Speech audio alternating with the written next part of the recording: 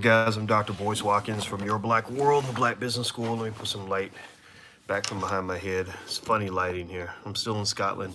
About to get on my plane to Chicago, and I just saw that R. Kelly is on his way to prison. Well, he's been arrested on some federal charges related to the stuff that you could probably guess that he's been arrested for.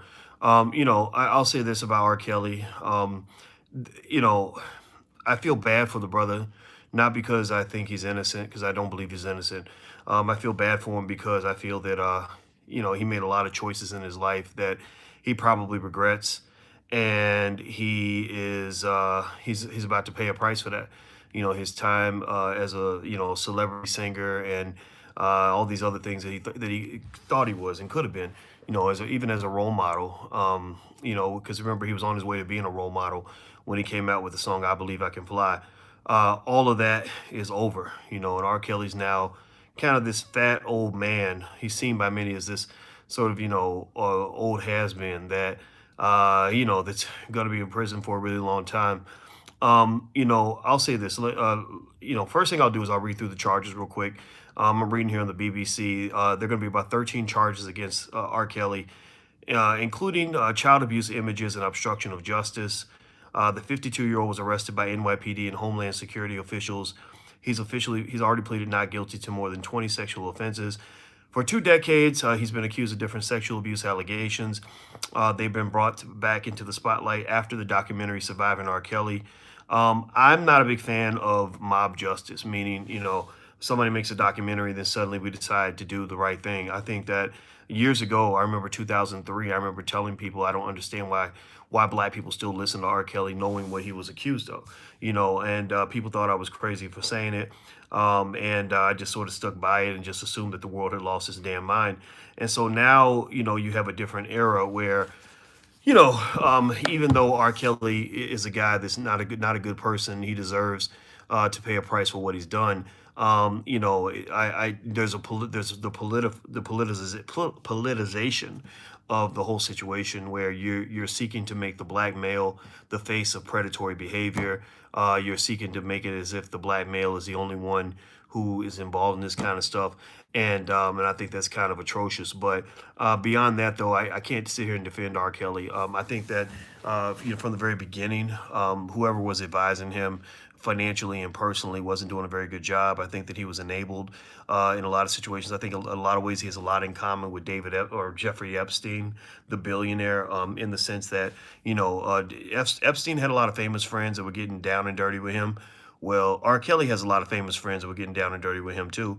And a lot of those famous friends are sweating just like Epstein's famous friends are sweating. I remember hearing a story a long time ago where somebody was talking about, an NBA player by the name of Antoine Walker. And they were saying that, yeah, Antoine Walker, they'll all hang out together, and he'll go and they'll go out to the club, and then he'll go to R. Kelly's house with Michael Jordan to play basketball. And at that time in the 90s, that was considered to be a good thing. Now I'm sure a lot of those guys don't even want to bring that up or have anybody know that they were hanging out with R. Kelly and partying with R. Kelly. So the same way Epstein could end up implicating a lot of famous people. I can't help but wonder if R. Kelly, might do something similar, even though I don't think it's going to work the same for him as it's going to work for Epstein.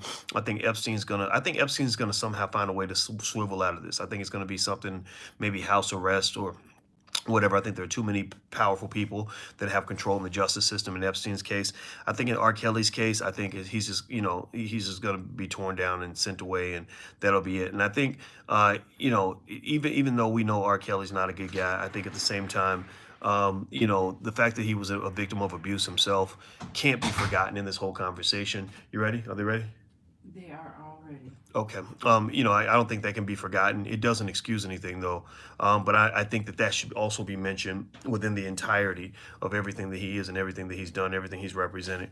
But and also remember that, for a long time, the people who enabled R. Kelly, who loved R. Kelly, who bought his music, despite the, things he was accused of doing, things he was known for doing throughout Chicago, we're also guilty of that, too. I say we, but really I didn't want to buy that stuff. But I know a lot of people who did.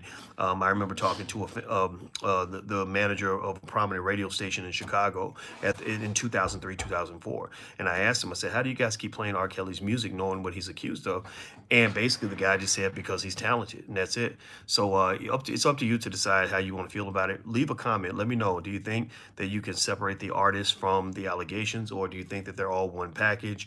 Do you think R. Kelly's getting disparate treatment because he's black, or do you think that he's getting the right treatment because of what he's done? So anyway, I'm about to go, guys. I'll see you guys soon. I'll check in when I get back to Chicago, and hit the thumbs up button. Make sure you subscribe, and also go to blackmoney100.com if you want to learn to buy your first share of stock. I'll see you guys soon. Take care. Peace.